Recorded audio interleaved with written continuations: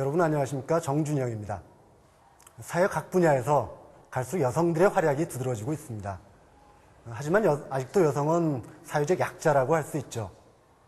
시대가 흐르고 세월은 바뀌었지만 가부장적 문화가 좀처럼 사라지지 않고 있기 때문입니다. 특히 우리나라는 다른 나라에 비해서 이 가부장적 의식이 더욱 심한 편인데요. 그러다 보니 여성들의 입지도 좀처럼 개선되지 않고 있는 것이 사실입니다. 그래서 오늘은 지난 세기 우리 사회의 여성들은 과연 어떤 삶을 살았고 또 그 시대가 여성들에게 어떤 의미를 지니고 있었는지 20세기 여성 사건사라는 책을 통해서 한번 되짚어보고자 합니다. 야만의 시대로 불리는 지난 한 세기. 전쟁으로 극단적인 이념 대립을 겪었고 눈부신 과학적 발명으로 과학의 세기로도 특징되는 20세기는 과연 이 땅의 여성들에게 어떤 시대였을까? 20세기 여성 사건사는 27개의 사건 속에서 여성의 삶이 어떠했는지 남성 중심적 시대에서 억압된 삶을 살아야 했던 여성의 모습을 사료를 통해 소개하고 있다. 시대에 따라 그 의미가 달라지는 역사. 그러나 파편적으로 기억될 뿐 단 한 번도 당당하게 역사의 주역으로 등장하지 못했던 여성의 모습을 이 책은 자세하게 담아내고 있다. 근대 여성 교육의 시작부터 사이버 페미니즘까지 다양한 여성의 얼굴을 20세기 여성 사건사를 통해 만나본다.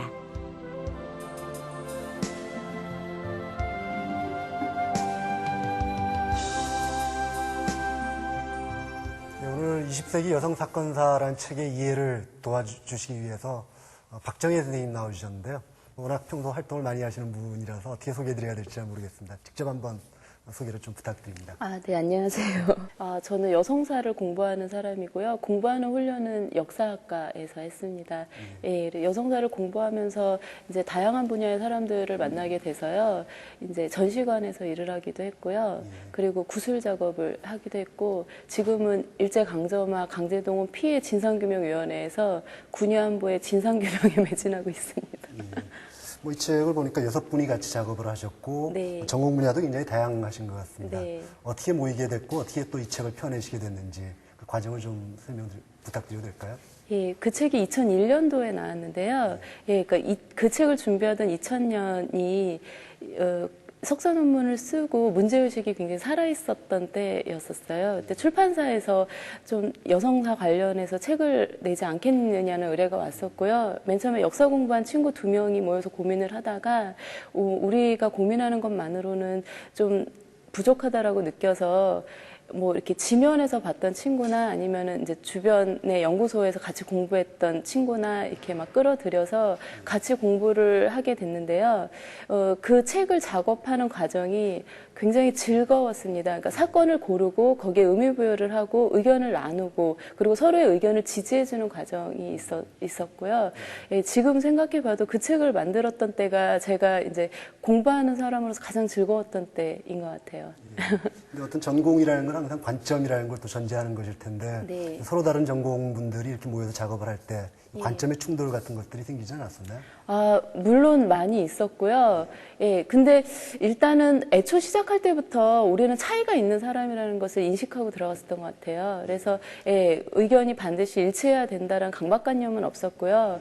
예, 근데 이 작업은 그 당시에 굉장히 분위기가 좋고 일단은 서로 신뢰하는 마음이 있어서 그랬는지는 몰라도 이제 자기가 본 새로운 관점, 자기가 본 새로운 자료를 얘기를 하면은 이제 재미있다, 한번 얘기해보자. 그러니까 너는 그렇게 얘기하는데 또 이렇게도 볼 수 있지 않을까라는 방식으로 좀 생산적으로 일을 할 수 있었습니다. 예, 이 책에 보면 지금 100여 년 전에 신여성에서부터 시작해가지고 아주 최근에 이 사이버 스페이스에 대한 문제제기까지 이렇게 다 다루고 있는데요.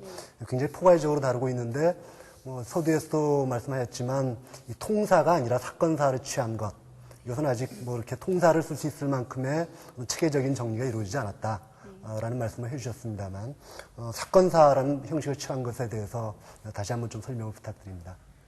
역사적으로 여성으로 정의가 되어 온 그 여성에 대한 범주 자체가 역사적으로 변화가 심했다라고 생각이 들었고요. 그리고 여자의 몸을 가진 사람을 여성이라는 이름으로 부르고 있긴 하지만 사실은 각자 굉장히 다양한 사람들이거든요. 예, 그러니까 그러한 어떤 여성의 역사를 하나의 꾀로 엮는다라는 것은 그러니까 한국사 전체를 하나의 꾀로 엮는 것만큼이나 굉장히 어려운 일이고 이렇게 포괄적인 문제라고 생각을 했습니다. 그래서 오히려 그러니까 그 이렇게 어떤 성별 정체성을 드러낸다라고 하는 것이 여성의 이 여성들이 가지고 있는 어떤 다양한 문제들을 드러내는 부분이라고 생각을 했고 하나의 틀에 맞추기에는 기존의 범주나 인식 자체가 여성의 경험하고는 좀 다른 부분이 많이 있다라고 느꼈고요. 예, 그렇기 때문에 여성을 통해서 얘기할 수 있는 부분, 여성의 직업 부분이나 어떤 성 정체성 부분이나 그 다음에 뭐 이렇게 계층 부분이나 그 다음에 그동안 역사로 인식되지 않았던 여성의 아주 자그마한 일상 부분이나 이런 부분들을 하나하나 얘기해 나가는 데에는 좀 사건사라는 방법이 유효하다라고 생각이 들어서 예, 사건사를 쓰게 됐습니다. 지금 말씀하셨듯이 여성도 사실은 굉장히 다양한 사람들이 같이 모여있는 이런 집단이라고 할 수 있을 텐데 그럼에도 불구하고 그것을 공통적인 어떤 여성의 경험 또는 여성 사건이라는 이런 이름으로 같이 묶을 수 있는 이 근거는 무엇일까요? 비슷한 시대에 어떤 비슷한 삶의 조건을 가지고 있었던 여성들이 겪었던 일이 무엇인가에 대한 관심이 있었기 때문에 여성이라는 이름으로 사건들을 엮어낼 수 있었다라고 생각이 듭니다. 예, 그리고 그 어떤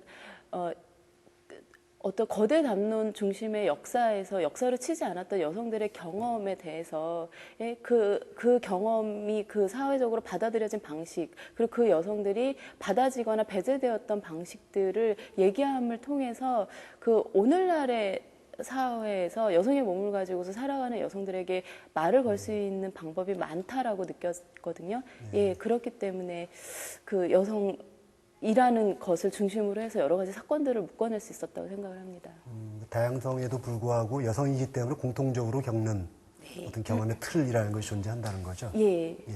뭐 사실 20세기 전체로 보더라도 20세기라는 그 시대가 하나의 동질적인 시대는 아니지 않습니까? 예. 뭐 여성과 관련해서 얘기를 해보더라도 이 책에도 나옵니다만 이 정조관념 자체만 보더라도 어떤 때는 좀 진보적인 관념이 나오기도 했었고 어떤 때는 좀 다시 후퇴하기도 했었고요. 이렇게 왔다 갔다 하는 어떤 양상도 보이곤 했는데 뭐 20세기 전체를 쉽게 얘기하기는 힘들겠습니다만 여성에게 어떤 의미를 지니고 있었던 시대였는지 좀 한마디로 요약해 본다면 어떻게 정리를 할 수 있을까요? 근데 이전의 시대에는 그러니까 개인보다는 신분이 중요시 됐던 시대였었잖아요. 예, 그리고 그 안에서의 여성이란 어떤 그러니까 그 여성 개인으로서 보다라는 그러니까 그 삼종지도가 여성의 가장 큰 덕목으로 여겨졌던 때고요. 예, 삼종지도라고 하는 것은 어떤 여성 개인으로서의 정체성보다는 뭐 어머니로서나 아내로서나 어머니로서의 정체성이 더 중요시 됐던 시기였다라고 생각을 합니다. 근데 근대 이후에 들어와서 가장 큰 차이는 그러니까 여성이 비로소 개인으로서 발견이 되었다라는 거. 그래서 이제 근대에 들어와서 진보적인 구호 중에 하나가 여자도 인간이다라는 구호였었어요. 그래서 여자가 인간이다라는 것을 근대 시대 때 발견을 하게 되었었거든요. 그러니까 예, 그러면서 그 인간으로서의 여성의 욕망에 대해서 생각을 하게 된 시기인 것 같습니다. 이 책에 보면 굉장히 많은 분들이 나오고 있습니다만 박 선생님 개인적으로 가장 좀 힘겨운 투쟁을 했다고 할까요? 또는 가장 뭐랄까요? 이 중요한 의미를 지니고 있는 어떤 사건이라고 할 수 있을까요? 뭐 어떤 사람을 들 수 있을까요? 그러니까 개인적으로 봤을 때요, 사건 자체로 보면은 그 을밀대 위에 올라가서 투쟁을 했던 강주룡이 가장 힘겨운 투쟁을 했다고 생각을 합니다. 예, 1932년도에 그 평원 고무공장에서 인근 가마에 저항을 해갖고서 그 투쟁을 했죠. 예, 우리나라에 뭐 이름을 남긴 최초 그러니까 노동운동가로서 많이 알려지기도 했고요. 예, 그 어떤 그 상황의 심각성이나 그 처절함을 봤을 때는 이제 강주룡이 가장 힘겨운 투쟁을 했다고 생각을 하는데요. 근데 한편 강주룡이 굉장히 행복한 사람이었었던 것은 그러니까 강주룡의 어떤 든든한 지지자들이 있었기 때문이라고 예, 생각을 합니다. 그래서 그러니까 강주룡 같은 경우에는 그 운동을 함께하고 또 지지해주는 어떤 사회 여론과 동지들이 있었고요. 예, 그런 점에 있어서는 이제 강주룡이 비록 힘겨운 투쟁을 했지만 좀 여성으로서는 좀 행복한 경험을 하지 않았나라고 싶고요. 반면에 그 나혜석 같은 경우에는 이제 굉장히 그 엘리트 여성으로서 좀 주류의 길을 걸었다라고도 볼 수 있겠지만, 그러니까 불륜 의혹만으로 이혼 당했을 때, 예, 이 여성의 목소리를 듣는 사람들은 아무도 없었거든요. 그래서 굉장히 이 여성이 하소연하는 부분에 대해서 지지를 받을 수 없었기 때문에 굉장히 외로운 어떤 삶을 보내야 했다고 생각을 해요. 그러니까 그런 점에 있어서는 나혜석이 강주령보다도 더 힘겹지 않았을까, 예, 라는 생각을 해요. 예, 뭐 이 책에는 지금 27가지 사건이 소개되고 있는데요. 네. 뭐 보시기에 따라서는 왜 이 사건과 이 사건이 같이 다뤄지고 있을까, 뭐 이런 식의 의문을 가질 분도 계실 수 있겠는데, 네. 이 책을 쓰신 분들은 이것이 하나의 사건처럼 이렇게 연결될 수 있다고 지금 말씀해 주셨거든요. 예. 그러면서 이제 그 배경으로 정치성과 역사성이라는 예. 걸 들고 계시는데, 예. 이 정치성과 역사성이라는 것을 우리가 어떤 식으로 이해하면 되겠습니까? 그 27가지의 사건이 이제 어떤 식으로 하나의 얘기를 하고 있다라는 것은, 그러니까 역사 속에서 여성의 경험이 무엇이었느냐를 얘기한다는 점에서 그렇다고 얘기를 할 수 있습니다. 그러니까 그거는 좀 전에도 말씀드렸듯이 두 가지 방향에서 이루어졌는데요.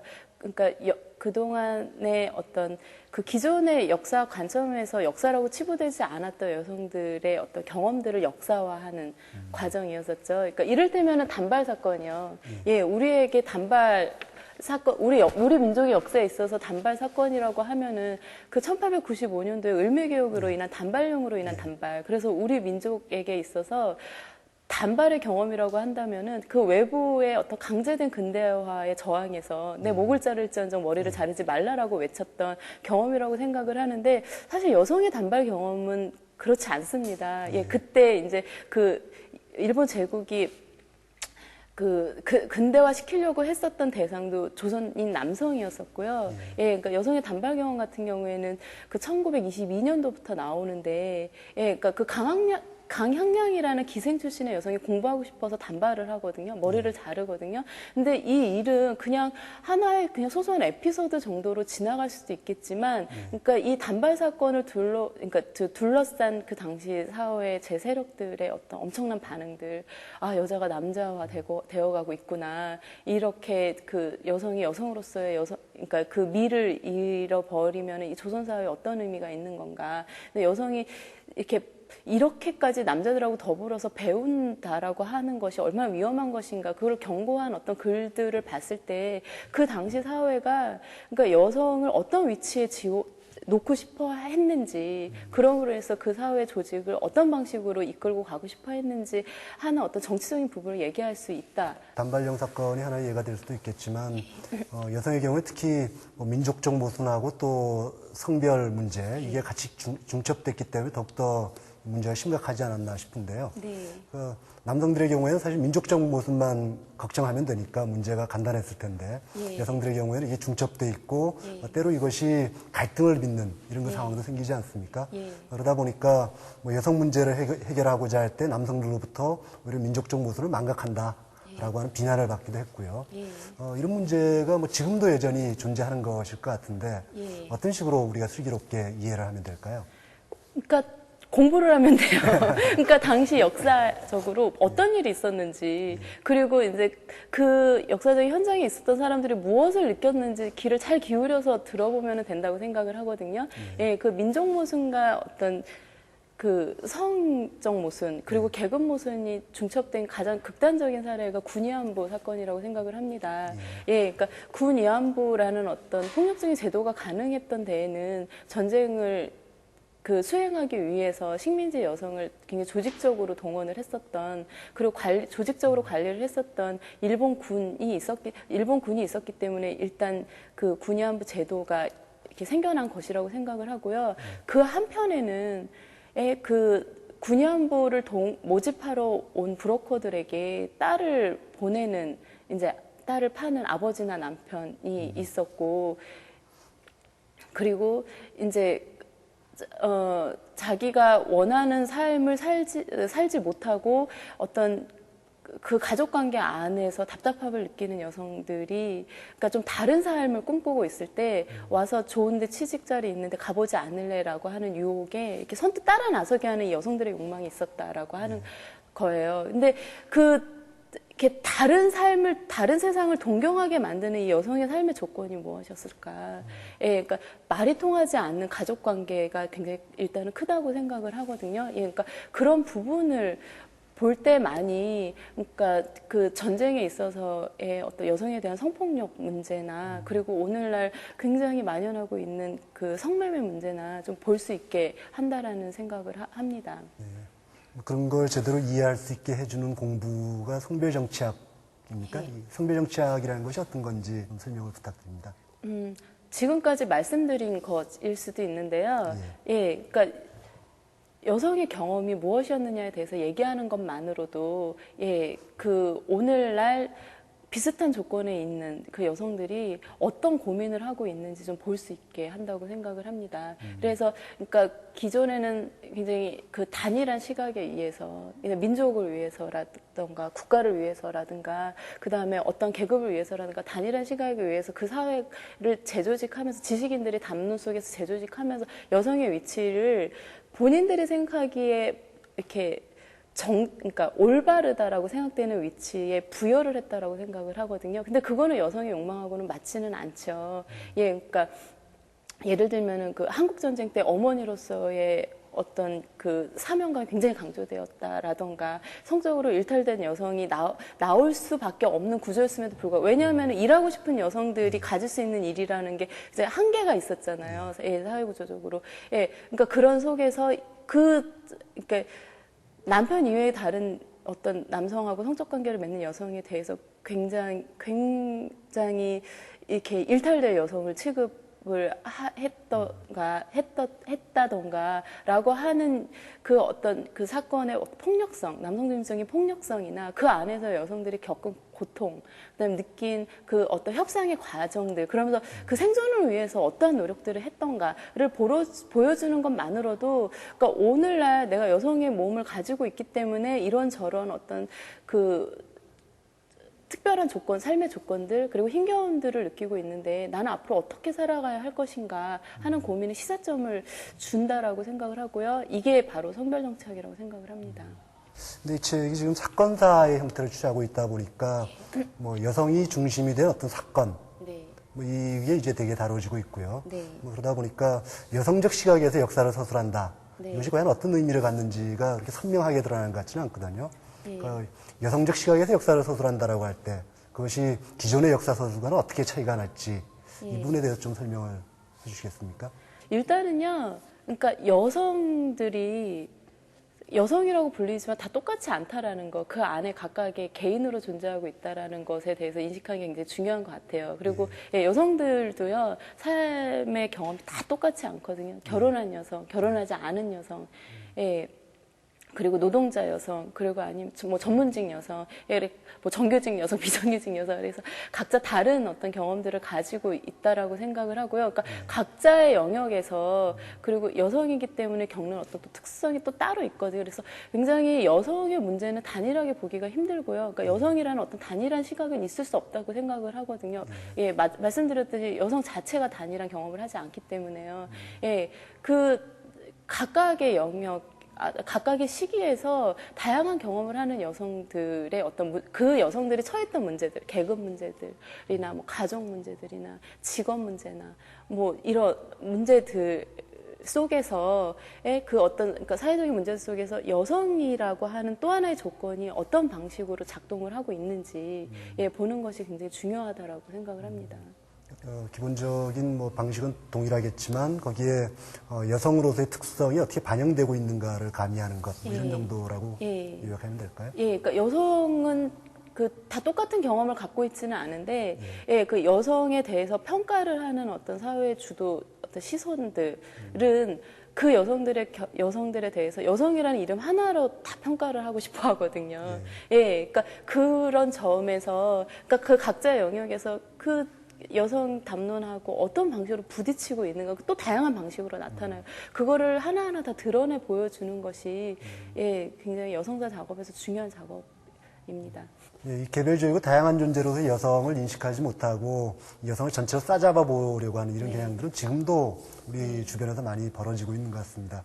대표적인 사례들이 어떤 것인지 좀 소개를 해주시고 그런 부분들에서 어떻게 오해가 빚어지고 있는지 좀 설명을 부탁드립니다. 최근에 여자 붙은 그 조롱들 있잖아요. 뭐 된장년이, 뭐 개똥년이 하는 그런 얘기들. 예, 그러니까 그런 것이 그러니까 여성 전반에 대한 어떤 폭력적인 전체적인 규정과 조롱과 어떤 도덕적인 단죄 그리고 그것을 넘어서 어떤 매장하려는 음모라고 생각이 드는데요. 좀 이렇게 그러니까 인터넷 들어가면은 좀 무섭기도 하고 안타깝기도 하고 그리고 이렇게 여성에 대해서 극한 분노를 이렇게 뿜어내는 사람들이 우리 주변에 있다라는 생각이 들면은 좀 슬프기도 하고 예, 그런 생각이 들어요. 그리고 이제 사실은 이렇게 저렇게 발언을 하시는 남성분들 보면은요, 그러니까 본인이 자본가가 아닌데도 이렇게 막 자본가 이해해주고, 요즘 사업하기 얼마나 힘들어. 예, 막 이해를 해주고, 그리고 이제 막 정치에 대해서 비판을 하면서도 또 한편으로는 그래도 정치 조직이라는 게 인맥이라는 것도 중요하고 돈도 중요하고 막 이해를 해주고 이러는데, 이 여성들에 대해서는 굉장히 이렇게 가차없이 막 이렇게 재단을 하시는 것 같다는 생각이 들거든요. 근데 한편으로는 굉장히 이렇게 남성이 일상에서 막 섞어서 같이 어울려서 살아가고 있고 굉장히 가까이 있는 존재인데 바로 옆에 있는 바로 친밀한 사람의 얘기는 왜 안 들으려고 그럴까? 예, 그리고 왜 이 사람들을 끊임없이 분리하면서 내 주변에 있는 좋은 여자, 나랑 멀리 있는 나쁜 여자 이렇게 분리를 이렇게 하면서 이렇게 즐기고 있을까라는 생각이 막 들기도 하고 슬프기도 하고 막 이런 생각이 들거든요. 근데 본인들이 욕하는 존재들의 어떤 다양성에 대해서 관심을 기울이고요. 그리고 바로 옆에 있는 여성의 목소리를 좀 듣는다면은 그러면은 이 사람들도 분노할 줄 알고 아플 줄 알고 사랑할 줄 아는 그런 인간이구나 라고서 좀 볼 수 있게 되지 않을까. 그럼으로 인해서 본인들도 좀 행복해질 수 있지 않을까라는 생각을 합니다. 네, 그럼 이 부분과 관련해서 다른 분의 의견은 어떠신지 권김향연 선생님의 의견 한번 여쭤봤습니다.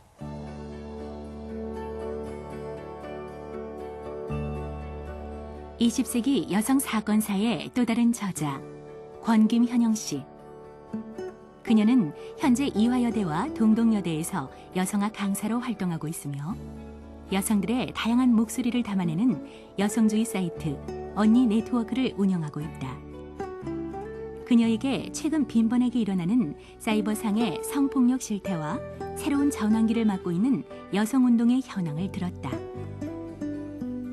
그냥 성폭력 같은 경우는 보통 개인 대 개인으로 일어나는 경우들이 많지만 사이버 성폭력 같은 경우는 워낙 집단적으로 움직이는 경우들이 많기 때문에 대상도 역시 한 명이라기보다는 어떤 특정한 여성들 중에서도 특정한 집단들을 좀 지칭해서 된장녀라든지 개똥녀라든지 잉글리시 스펙트럼 같은 사건이 있었는데 그거 같은 경우는 영어 강사 좋아하는 여자들이라든지 이런 식의 집단들을 이렇게 딱 지칭해서 그 사람들에 대한 공격을 하는 경향들이 있는 것 같아요. 그렇다고 그걸 성폭력이라고 보는 건 옳지는 않은 것 같고 그냥 여성에 대한 집단적 혐오증 같은 거의 발휘라고 보는 것이 더 정확하지 않을까 그렇게 생각하고 있습니다. 그리고 특징이라고 한다면 그러니까 유포가 굉장히 빠르기 때문에 훨씬 더 피해 정도가 이제 한 개인한테 끝나는 게 아니라 지속적이 될 수 있고 그리고 광범위한 사생활 침해가 일어날 수 있다는 점에서 좀 더 위험한 부분들이 있죠. 일단 한국에서 이제 여성운동이 본격화되기 시작한 게 한 30년 정도 된 것 같아요. 근데 처음에는 아무래도 여성들을 대상으로 한 폭력을 근절하는 법조차도 만들어지지 않았던 93년도에 성폭력 특별법이 만들어지고 97년도에 가정폭력 방지법이 만들어지고 이런 식으로 이제 법제적 운동들을 좀 중심으로 많이 가져갔고 법 제정이 되고 난 다음에는 이제 주류화, 제도화라고 해서 여성들이 실제로 정부에 들어가거나 아니면 정부와 함께 하는 파트너십을 강조하거나 그런 식으로 여성운동의 큰 흐름들이 왔다고 생각이 드는데 이제 지금은 또 그런 것들보다는 좀 더 다양하고 이제 다른 목소리들이 좀 나올 때가 되지 않았나 좀 작고 그리고 작은 집단별로 여성들 간의 차이를 좀 드러내는 방식으로 그러니까 지금은 예를 들면 이제 여성 관련된 정책들도 저출산 위기 정책을 중심으로 많이 여성 정책들이 이제 많이 그 집중되고 있는데 그런 것뿐만이 아니라 뭐 여성 노인 정책이라든지 여성 빈곤 정책이라든지 혹은 뭐 비혼모, 미혼모 정책이라든지 이런 식으로 기존의 삶과는 좀 다른 방식으로 사는 사람들이 어떤 정치적인 운동이라는 것을 그룹으로 만들어서 하는 그런 다양한 목소리들이 좀 나올 때가 된 것 같고 또 투쟁의 방식도 좀 많이 달라져야 된다고 생각을 하는데 그러니까 요즘은 예를 들면 이제 여학생들이 된장녀라는 얘기를 막 듣기도 하고 실제로 그러기도 하고 굉장히 소비 문화에 많이 젖어 있기도 하고 그거에 개인적으로 저항하기 굉장히 어려운 구조예요. 그렇기 때문에 굉장히 문화적인 운동들을 하면서 이미지를 바꿔내지 않으면 그 운동을 같이 할 수 있는 동료들도 찾기가 굉장히 어렵지 않을까. 언니 네트워크에서 이제 언니네라는 사이트를 만들어서 이제 뭔가 여자들을 계속 만나게 됐던 가장 근본적인 이유 혹은 우리가 이제 목표로 삼고 있는 것은 두 가지가 되는데요. 일단은 대중운동이에요. 여성운동이 지금까지 너무 엘리트 운동이거나 혹은 어떤 특정한 교육을 받은 사람들만이 하는 식의 운동이라고 알려졌는데 좀 문턱을 낮춰서 많은 사람들이 같이 할 수 있는 공간을 만들고 싶었다가 하나 있고 또 한 가지는 다른 목소리들을 낼 수 있는 안정적인 지속적인 공간이 필요하다라는 것 때문에 그러니까 급진적이고 대중적인 운동들을 표방할 수 있는 공간으로 언니네를 만든 거죠. 본인이 겪고 있는 가장 중요했던 사건들이 역사적으로 어떤 의미가 있는지를 사람들이 생각할 수 있게 되는 그 생각의 성찰의 기회들을 좀 던져준다는 측면에서 이 책이 의미가 있다고 생각을 하거든요. 그러니까 너무 사소한 거 아니냐라고 얘기할 게 아니라 이 사소한 것부터 얼마나 커다란 역사들을 볼 수 있는지 이런 식으로 좀 생각을 전환해보면 재밌지 않을까 그런 생각이 듭니다.